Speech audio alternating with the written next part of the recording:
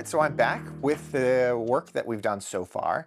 We're going to dive into some of the more complicated processes and really refine the shapes here in the project we're working on, but also like learn what some of the things I do to make my life a little bit easier are, as far as making things ready for exporting, making sure they fit my head, that kind of stuff. So first off, I want to go into one of my favorite add-ons to this program, which is called Quad Remesher. Now, if you're familiar with Blender or ZBrush, Quad Remesher is a tool used in both of those. Both of those programs are a little bit pricier to use for that add-on. In ZBrush, it's native, but it costs $60 a month to use ZBrush. In Blender, it's $120 to buy the add-on for a commercial license for Quad Remesher, whereas for Nomad Sculpt, it's $15 one time. So really useful tool, and what it allows us to do is it allows us to take geometry that may not be looking great and make it look a lot better. So if I go into this nose here, remember this nose was kind of funky. You can see all the geometry is a little bit weird in how it looks. Quad Remesher is an add-on that just fixes that for us. It figures out where we have things going on and adjusts things accordingly. So if I bring up Quad Remesher, you can see that there's a bunch of settings up here in the toolbar. First off, symmetry on the far right, super important to remember to have on if it's something symmetrical. The ears, for example, are not a symmetrical thing. We do not want to have symmetry on for that, but the nose we do. You'll see that the first few buttons are the little green ones are allowing us to do the remeshing at settings. So one is 10,000, which is, it's basically saying you want 10,000 quads or faces. Right now, this one has 11,400. You can see up here in the sphere area. So if I do that, it'll kind of decrease it and try to get around 10,000. Let me see that there. Look, it's 9,345. So very similar. And you can see, look how much cleaner that geometry looks. It looks way nicer. It's going to be way easier on our computer later to work with. It's something that we can use actively throughout the process to kind of fix our geometry as we're working on it. The other ones, if we're wanting to make it smaller, we can actually use half and it'll decrease that amount by half or estimated or so, which can be really useful when we're trying to make things, especially for like VR chat. We want to decrease the amount of faces on it. That will really do a good job of following the curves in the model that exists and making it look a little bit better. Or you can do same, where it just kind of uses the same amount of faces and fixes it for that. I typically use same as much as I can, just because it works pretty well. If things get a little overcomplicated, I'll do half or say the exact amount. And finally, there's something called face group on here. Face group is an interesting way that 3D modeling software recognizes different faces in a project. So if I go in here, I go to the muzzle and I bring my brush tool back out and click face group, what you'll see is now we can see different colors. All these materials are different colors because they're on different faces. And specifically, if I look at the mouth here, you can see that there is a line that changed between the inside of the mouth and the outside of the mouth. And those are two different faces. Now, I can come in here into the face group and actually color those accordingly. If I click on patch, you can choose which of the colors that are currently used on that part of the model to change it to. And like if I do this, it'll make them all the same things. I don't want to have dynamic topology on this. It'll match it all into the same colors, which can be super useful for certain things. You can see now that they're all one face group. When I trimmed it originally, it obviously created two separate face groups. So I want to kind of make sure that we do that. We have our different color patch in here. And we're going to select that one. We're going to go in, grab it from the side view one more time, grab our trim tool, which has saved our previous trim. I'm going to go ahead and click that. And if I look at this, it should be a separate color, right? Like that. So what this is going to allow us to do is, with Quad Remesh tool, we'll be able to add in face groups here, and it will remember what that face group was, so we can use it to create a sharp line between surfaces. So if I Quad Remesh it in the same size, you'll see that that face group has stayed the same, which is kind of useful for creating nice barriers between lines. We'll use it again here in a little bit, but that's going to be really nice for cleaning up the geometry, making sure things are looking quite right for what we're going to be doing. Even though I didn't use quad remesher in the last video, when I'm actively sculpting, I'm pretty regularly remeshing, trying to get things looking right, cleaned up, make sure my faces are all in the right area. So the next thing we want to talk about is Boolean operations. It's a little bit more complicated, but it's how we get our shapes to make a little bit more sense. Right now, we've got a bunch of shapes here. If I go into these layers, there's a lot of shapes with mirrors and all this stuff.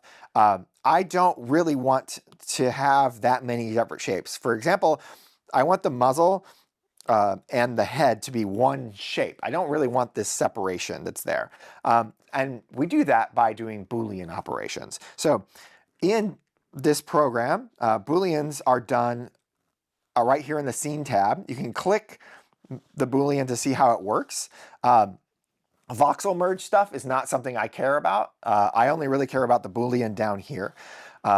It works in 3 different ways. If you want to merge 2 layers together, you grab the 2 layers. So we got that one for the muzzle shape and this one for the head shape.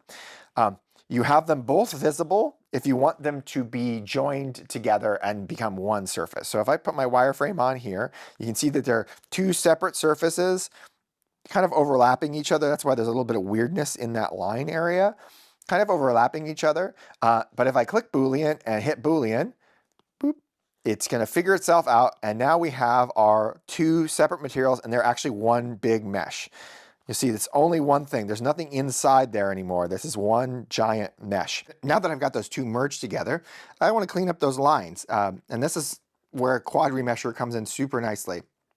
We'll go ahead and hit same here. And you'll see that line along the muzzle and head where it's going to stay pretty tight because those, even though those are close colors, for whatever reason it chose those 2 colors, it still maintains those colors as their own shapes. So now this head is just one big head, which is where I want it to be as far as how I want to work here. I'm going to go ahead and do some quick cleanup kind of things. You'll note that if I move things around right now, you can see that they're going to move together. If I have the face group selected, it's going to be a little funky along that face group line. So you want to make sure you have your face groups turned off when you're sculpting and you've got multiple face groups like this, unless you want to maintain that certain things stay in certain spaces. So I'm just going to go ahead and give them a little bit of a smile. I'm going to move this out a little bit and really play around with some shapes in here. I want this area a little bit more in. Move this like that. Grab a crease and kind of crease in this smile line here.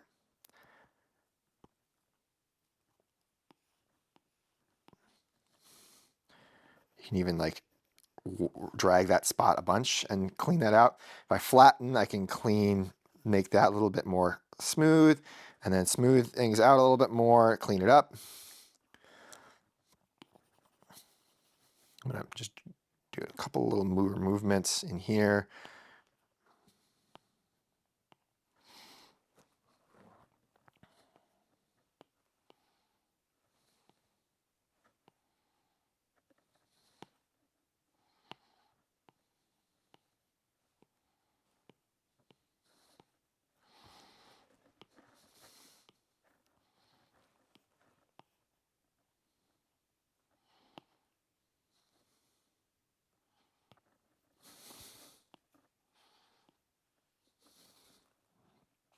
So I'm pretty happy with that.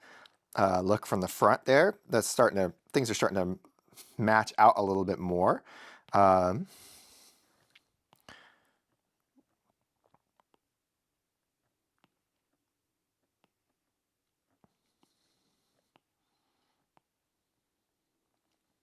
Yeah, it's looking cute. Smooth. I'm going to smooth out the crease here. I don't really want that sharp of a crease between the lower jaw and stuff.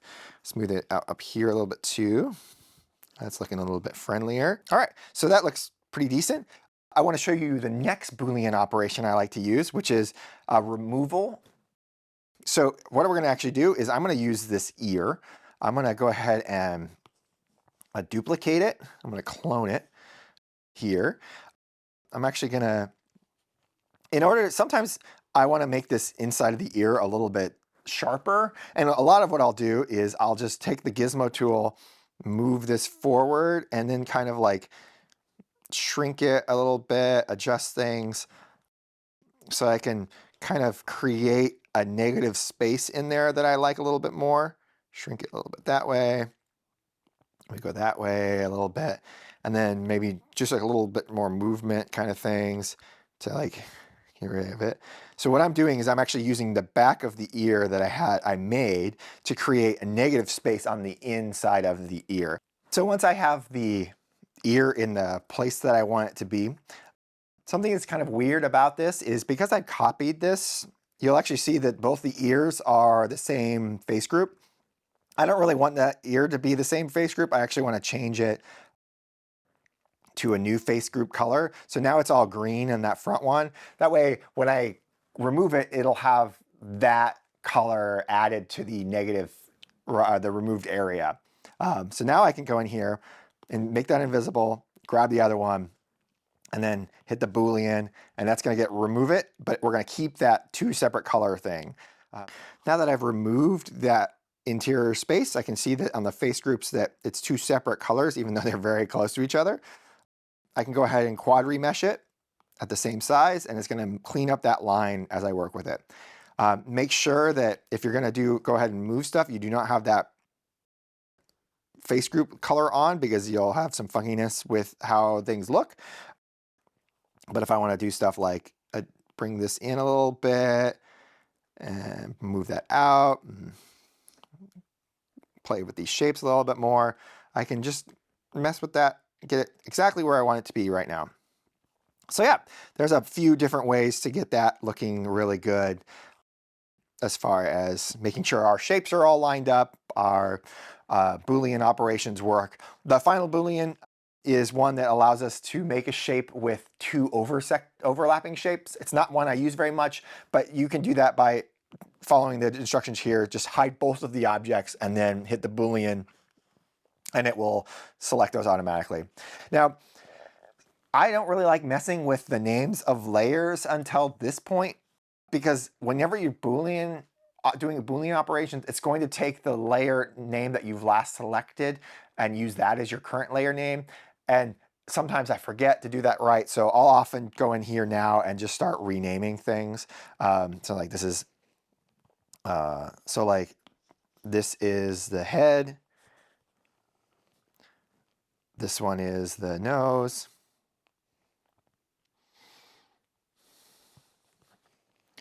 And yeah, this will kind of help me figure out what I'm doing later as far as getting everything lined up goes.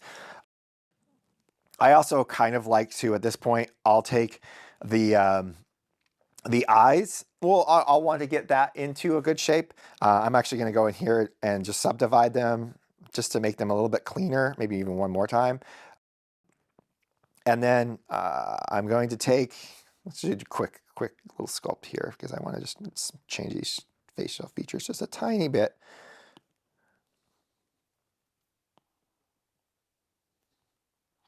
That's looking pretty good. We're not going to worry about the inside of the mouth yet because I have a trick for that coming up. But yeah, so there's that. And the next quick things I want to do is when we're removing things like this, you do lose layers. So if I want to do something like cut the eye shape out so that the eye shape is just like a printable part, here is the eyes, this is the eyes. I want to remove the head, but I don't really want to get rid of the head. And this will get rid of, if I was to go in here and, take the eyes and then get rid of the head part and then do my Boolean. Now I've got, the eye shape, roughly what I want to do, but now it's labeled head because that's the last one I selected, and the head itself is gone. So you want to make sure when you're working with this, you duplicate the layers, you clone the layers of what you're wanting to work with. I'll just hide that. And then we'll go in here and we will hide the head number 1, make sure the head number 2 is there, and then go ahead and do the Boolean for that. And that'll get rid of that. Oh, and there's even a little piece of extra eye in here. We can get rid of that by just line trimming here. And select, oops, not that, I accidentally selected the wrong one. And then hit the green button. And hit the green button, and that'll get rid of that excess little bit there. Cool. And now I can unhide that, and now we got the eyes in a rough shape. Remembering to remesh to clean that up. Boop. And that's a lot cleaner there. Okay, so now I've got eye shape, I've got head shape. I do it one more time. I'll clone the head, I'll select the head, and then make it invisible, and then the ears. Hide that, and then the ears. I have them visible, and then I'll Boolean it one more time. So that should clean up the ears mesh. Turn on the mirror again, and now we have the ears. And the ears have, if we hit X-ray here, we can see that the ears have now been cut to match where they land on the head. For me, I like to print the ears separately than the head. I tend to use a different material or only outer layer. So having that be separate is super useful like that. So those are the basic parts of using the Boolean tool. Up next is masking. Now, masking is another complicated tool. Traditionally in 3D modeling, masking will allow us to paint an area and maintain that shape.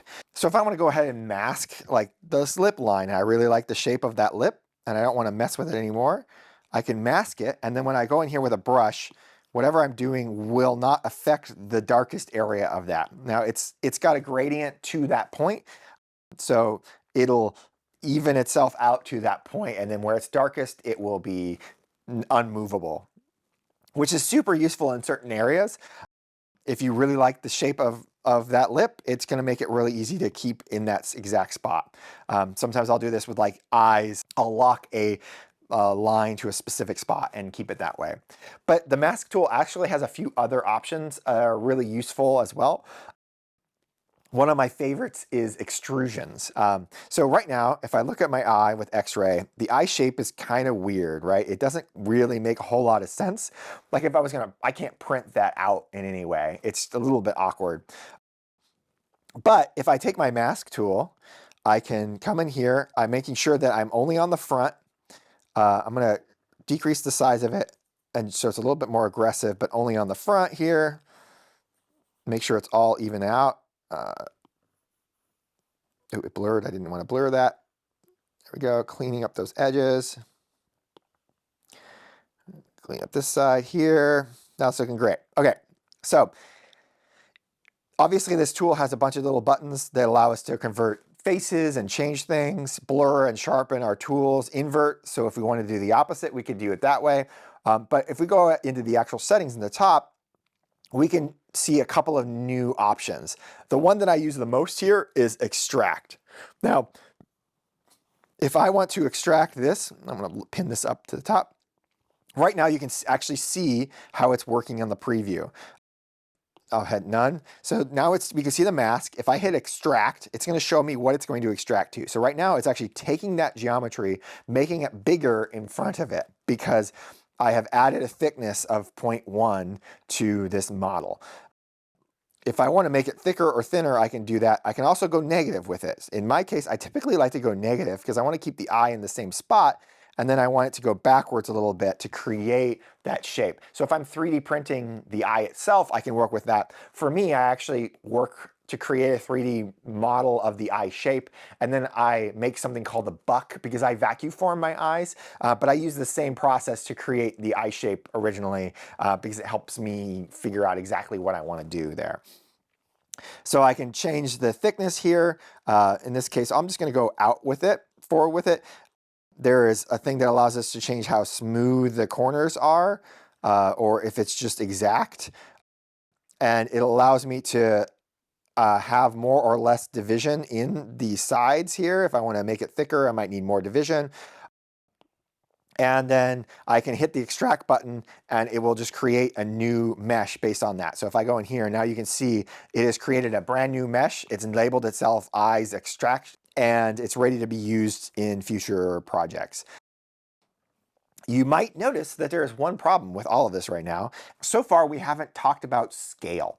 Scale is something that's kind of important when we're dealing with models. And in order to showcase that here, I want to pop in. We've been working in a very specific. Size of model. You know, it's kind of arbitrary what it was, but I have actually a scan of my own head I've done with a 3D scanner, and I've added it to this model already. And if we go make it visible, and then zoom back out, we can see that it is gigantic compared to what we were working with. And we need to rectify that now. Now, in an actual ideal world, I would start with having a head already in this process, but for the sake of what we were doing here, I wanted to go through the tools as opposed to trying to make the most sense. So when I add in my head here, you can see that it's kind of not going to work as far as size goes. The original model is about there. It's about 1 millimeter tall. In fact, something that's kind of important to remember in a weird way is, though this software doesn't really show a lot of dimensions, we saw one of our first ones when we were doing extrusions, and that is 1 unit in this software is 1 millimeter when you actually print it out, if you print it out to its original scale. So it's important to kind of work off of something to scale it, though it doesn't hurt to come back afterwards and build over a regular head, a scanned head. There are some heads in this software already that you can use to kind of create your model and shapes from. So I'm going to go in here and I'm going to select everything real quick. And first off, I'm going to make sure that my face groups are all cleared. So let's actually do this here. My masks are all cleared. Clear all masks. There's no mask here, no mask there. Cool. So now we have all of our masks cleared. I'm going to go ahead and grab the rest of this, grab my gizmo tool, move it accordingly, and start scaling up. There we go. I don't need the face groups on. Move this forward. Scale it up a little bit more. Now we'll see how big this is, how weird this looks. All right, so now we've got everything grabbed. I'm just gonna be moving things around a little bit more till we get our shape in the right spot. It's a little bit bigger than that. I want that chin to be inside the head. All right, cool, cool. And it's starting to look like something. Yeah, there we go. So that's the rough shape around a head. I can even do stuff like if I hide the eyes in here. Nope, we're gonna do that. I hide the eyes and we get rid of X-ray. So if I hide the eyes, I can actually see where my eyes would line up in the fursuit head, which can be useful for adjusting things accordingly. If I go here, I'm going to X-ray this. We can see how the head itself lines up inside the body, or inside the fursuit head, which is kind of cool. Something you can do to fix some of this now is actually, I'm going to grab both of these just because it will be useful for me. I'm going to do a quick rotate of that so that it kind of lines up more with the shapes that I'm working with. And I can again probably get rid of some of the size of the fursuit head. So I'm going to deselect those, grab these, and scale this down a little bit. Just a little bit. There we go. Cool.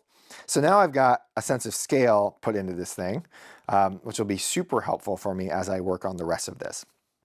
So I'm going to grab here, move, get rid of X-ray, get rid of wireframe. So I can see sort of where everything's going to line up. I can also go in and start playing around with shapes a little bit more. I like heads to be a little bit tighter to the body shape. We don't need it to be that far back. We can actually grab this and move it forward just a little bit there and up a little bit. And I might need to redo the Boolean for that, but that's okay. That'll be easy enough to do. And then I actually kind of want to adjust these eye shapes a little bit more. Shrink them down just a tiny bit. Go for it just a tiny bit. Move.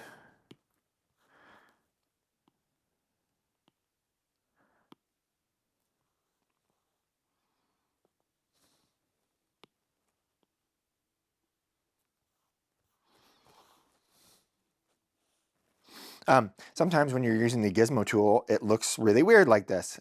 And the easiest way to fix that is you click on this pivot button, reset the object orientation, and you can align it. And that'll align it to the world. So now it's centered and I can move it forward or backwards accordingly. So I want the back of the head kind of even with the back of the head there. I'm gonna hide the eyes real quick just to see where that lines up. That's looking pretty good. All right, so now that that's done, I want to talk about the last tool I use a lot, and that is the tube tool. So if I want to do something like create a hair puff, a tool, the tube tool can be super useful for that. So I'm going to hide my ears, and I'm going to add in, I'm going to just make sure I'm on the head layer here. And I'm just going to draw using the tube tool. Now, like before, we can adjust how this path works. We can add or decrease spots. We can move it accordingly. I can move to the front. I can move to the top. But this is going to be relative to the position of the screen that we're working from. So I'm going to just go ahead and validate this by hitting the green button. And you'll see that what happens is it makes a tube. It's pretty straightforward, but the cool thing is it allows us to have a lot of fine adjustments within this thing so that we can do things like create hair that flows, we can create teeth, things that like might have a repetitive task that might need small variability within it. We can do that super easily with the tube tool. So I'm gonna go ahead and drop this down, move this up like that. Yeah, so we got this kind of shape here. The goal here is just to kind of make a hair puff that we can use for our fursuit head. So there's a bunch of different tools up here. Mirror is the same sort of way as adding in new parts. Edit, we want to keep on while we're messing with our things, our parts. Closed lets us, we'll either make it a loop or not, but typically we'll want it to be separate like this. Cap fills in the top or not. We'll typically want the caps on, but you can have one, two, or neither. Next is radius. Radius is pretty straightforward. You see this little brown tab here. If I move that around, it increases or decreases the radius. We can also adjust that to be both ends, so one end is shorter, one end is bigger than the other, or we can have each individual one have its own radius. So I like to work with this. We're going to bring these down, bring that one in, and now we have a really rough basic shape of a hair puff. Next, we can add twists to this. I typically will only have the one because it will help us get things oriented in the next part, which is profile. The profile allows us to create a shape for our tube to be when you take a section of it. So if I click on the I-beam looking thing, I can actually see what the profile of this is now. So like, yeah, it looks like a big square right now, right? You can use this interface to create new shapes within that part. It's kind of funky right now because it is, you can see that I'm moving that top left one and it's moving the top left one, but I move the top bottom left one and that's according to that. And that's where having the twist rotating is kind of helpful, right? So like I can adjust this to, if it's that way, we're gonna go like this. And then we can go to the profile here and now it's inverted, but it will be at least the two top ones are the two top ones, which can be really helpful for us. If I was to draw this the other direction, starting from the base and ending at the top, it would have been a lot easier to rotate in this area. But for what we're doing right now, it's totally fine. I like, for a hair puff, I might go ahead and do some adjustments, knowing that it still works the same way as the original like spline tools. If you tap it, it rounds it. So now we have rounded edges there. We can Make another tap at the top to create like maybe a little bit sharper top point, and then adjust these accordingly. We can even have it symmetry on the sides so that it gets like a nice little like look to it. But by playing around with that, we can get it to be exactly what we're looking for as far as giving us a shape to work from for a hair tuft kind of thing. So yeah, once we're happy with where that is located, it's looking pretty good. Let's make sure it's sort of in the center here.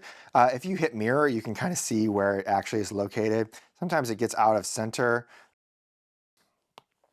and we want to just kind of line things up. There we go. And turn off the mirror again. And that's pretty much ready for playing with. We can even like duplicate this. I can even make it its own thing. I don't really like to have it separate there. I duplicate it, and then I can take the gizmo here and just kind of move it around a little bit, play around with that kind of stuff. If you want to, at this point, you can still mess with where your locations of things are like that, or you can straight up, if you want to just mess with it as far as sculpting, you can validate it and then just start moving it that way.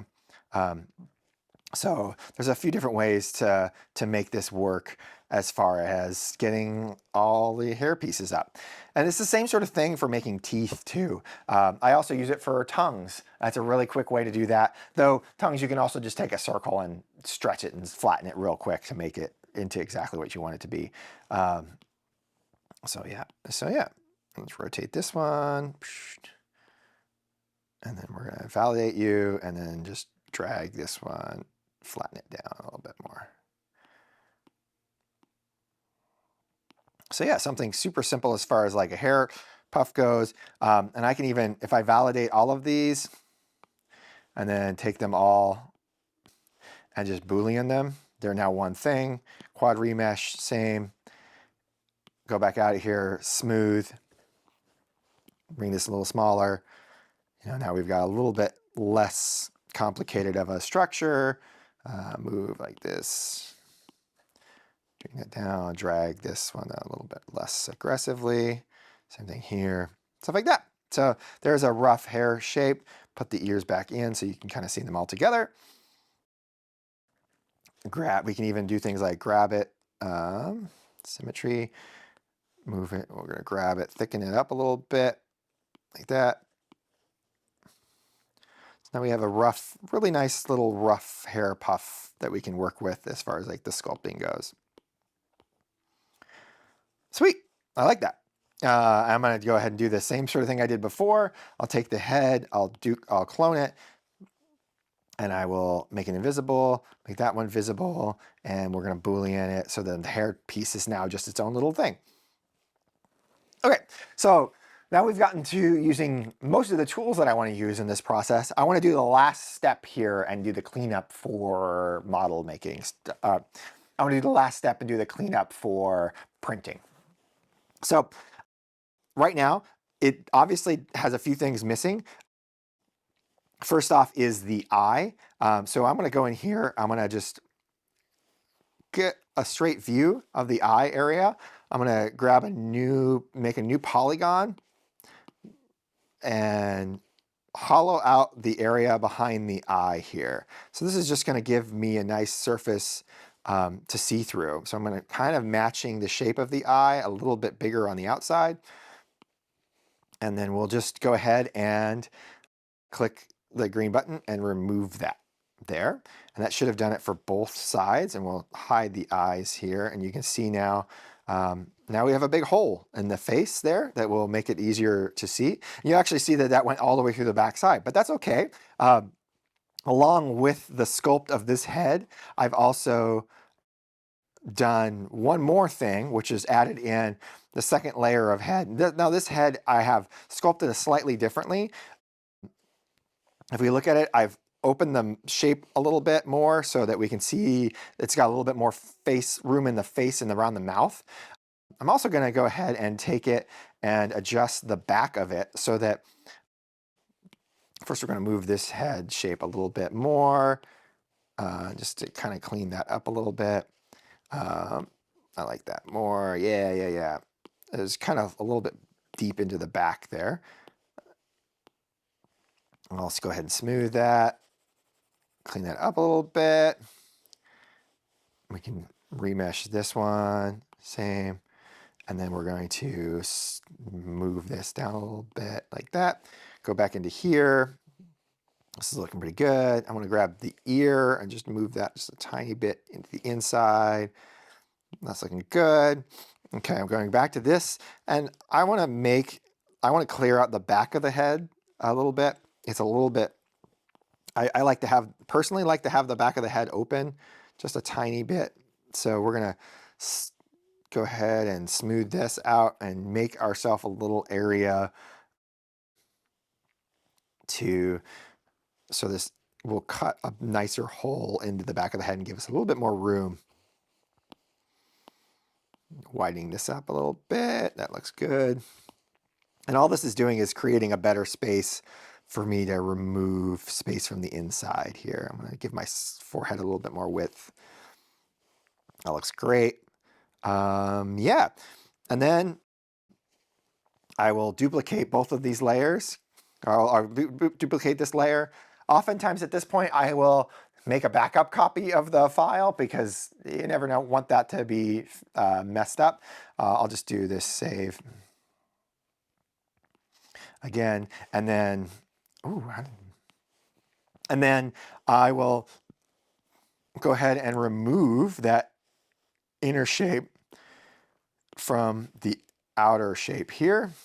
Boolean, Boolean. And now you'll see that the inside of the head is a lot more open, airy, that kind of thing. I'll quad remesh, same density.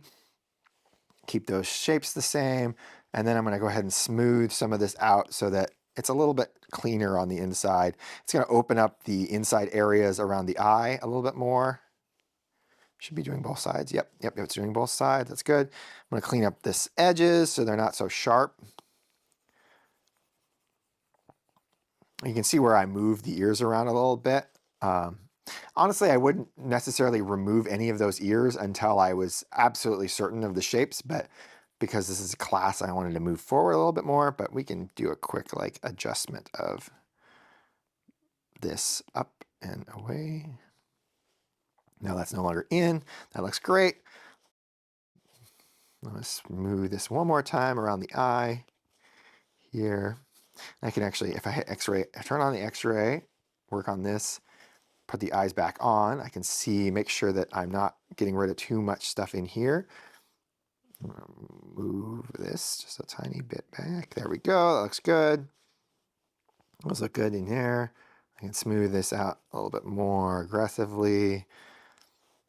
That looks great.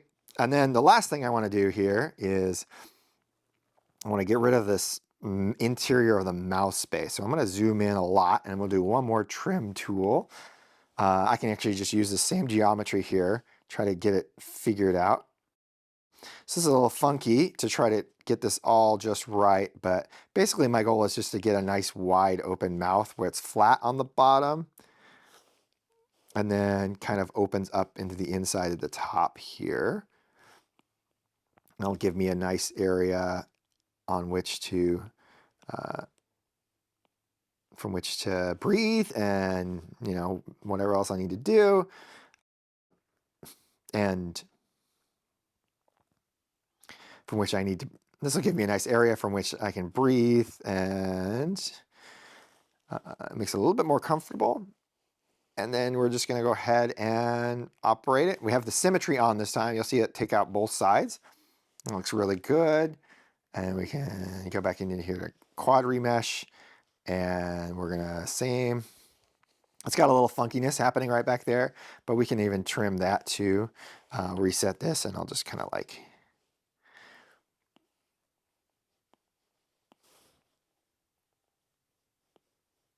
do this here. And we'll do that. Good. It looks good to me. Quad remesh, same. Smooth this out again. That's looking good. Good in there. Now I'm going to mess with the mouth on the inside a little bit. The muzzle's a little bit short on the inside, so I can just grab that and move that up. And then I'm going to smooth that out again to get all of that area into one smoother plane. That'll make lining the inside a little bit easier too.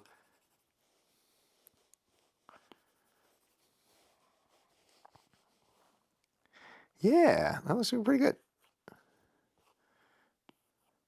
Get rid of the x-ray. I'm going to grab this crease tool one more time for the front of the mouth.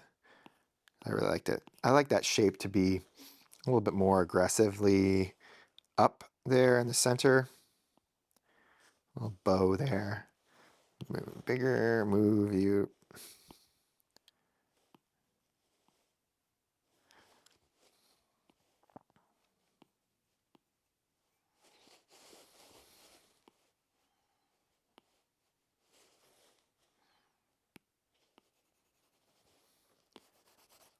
So yeah, that is what I would consider a pretty decent rough sculpt. I would like to work on these. I typically like to work on these things a bit more. I'll often come back to it after doing a basic sculpt and play around with it until I'm happy. I usually take a couple of days on each head to get it where I really like it. But for what we're working with right now, I think that actually looks really good. And you can see that pretty much everything is ready to go, minus the last thing, which was, remember we were doing the mask. I want to do the mask of this part here.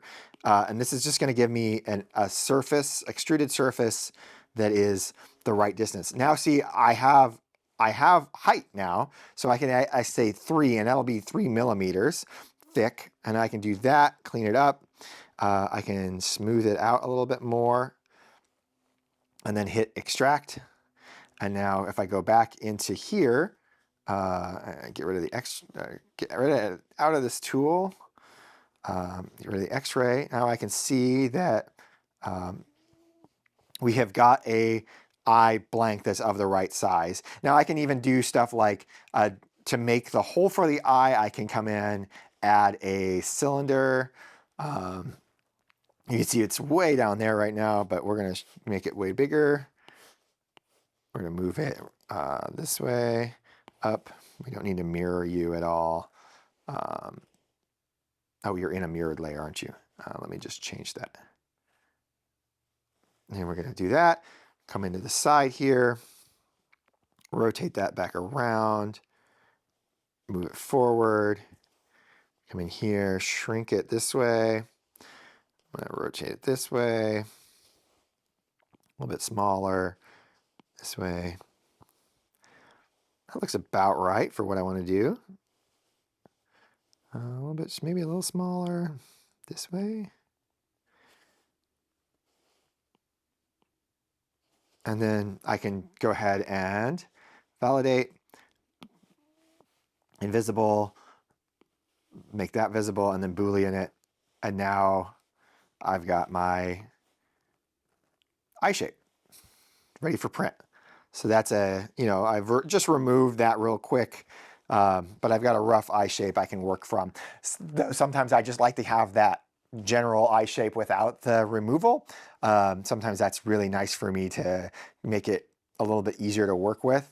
So I'll kind of actually make both of these, and then we will take this.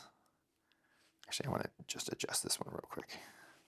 One more time. One more thing. I'm just going to shrink this a little bit more that way. A bit more this way. Like that.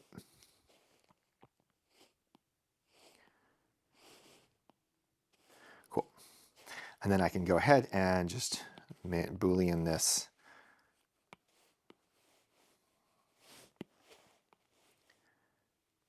Quad remesh. Hide this one. And we got that. So the last thing we're going to do real quick is we're going to finish up the last little bits of the model. I know the nose is currently incorrect. Duplicate this, clone this. We will hide that, select that, Boolean, Boolean. Now the nose should be its own thing. Quad remesh again. I'm gonna go ahead and just validate the mirror and keep the instances. Uncheck the ones that I'm not gonna be using here. And then validate my other mirror. And then validate my other mirror here. And now we have our ears and everything. Next thing I want to do is label things. When we Boolean stuff gets moved around a whole lot, and it gets annoying if we don't have things labeled. So we'll rename things. Hair. These are the eyes. Edit this one, eyes with cutout. Hide those real quick. And then we'll keep that. And then this one is the ears. Name ears. Nose is correctly named, and we're going to rename the head into head. There we go. So now we have everything named. You can move things around if you really want to make it easier for yourself. I typically like to have things at the top just so that I can, I like to have things at the top so that I can figure out what I'm doing later. But now it's ready for exporting there. And we can go ahead and bring up the export menu. Now, if we go in the file here, we're going to save this real quick. And then export down here. I export in OBJs. I usually do what's visible. You can do all layers, but sometimes that becomes a little complicated because that has my cutout layers in there too, and I don't really need that. So I'll just do the visible layers, and none of the other stuff matters that much. If you want to keep your face groups on it, you can. It doesn't really matter unless you're going back in Blender or another program and you want to change things later. Or if you're working, sometimes you're working when you're with VR chat avatars, you might want to have those enabled still too. But for what we're doing here, that's totally fine. I can click export, save it to my files, and there we go. Cool, and that's ready to get opened on my computer or whatever program I'm using to slice the model with. So that's everything I've got for Nomad Sculpt on the iPad. I'm gonna open these up real quick on my computer and you can see how I work with them from there on out. All right, so now I'm at my computer. I'm gonna import these and show you how I do that, though I'm not gonna go through print settings because I've already done 2 videos on that. But this way we can just figure out how I import it and separate it into different parts. I'll click import here. It's an OBJ. I'll open the file up here. You can see it's all one thing right now. It's not very happy with that. But if I right click on it as a object, I can scooch down here and split it into objects. Now everything will be separate pieces. I'm gonna grab each individual piece and move them away. There we go, there's the ear, so there's the hair, the nose, and the eyes. The eyes will grab together and put them over there for now. And now we have our different print parts. You can see that I've sliced them all. I'll need to orient them and everything, but that's pretty easy as far as importing it into this program. And it's the same exact thing for most every slicer. So there you go. Well, that's it. Thanks for joining me on my little journey here through Nomad Sculpt. I had a lot of fun teaching how this works. I know that there are still probably some questions, and I'm more than willing to try to answer them in the comments. And if I need to make a follow-up video down the road, I'd be happy to do that kind of thing. If you like this video, make sure you subscribe, give it a thumbs up, leave a comment, that kind of thing. If you want to support me a little bit more, there's a Patreon link below. And huge thanks to all those Patreon supporters. Their names are going to be in the end of this video. If it wasn't for you guys, I wouldn't be able to do this kind of thing. Thank you again for joining me on this Nomad series. I'm Rain, and I'll see you next time. Cheers. There's nothing in here. I never had anything in here. Sorry. Bye.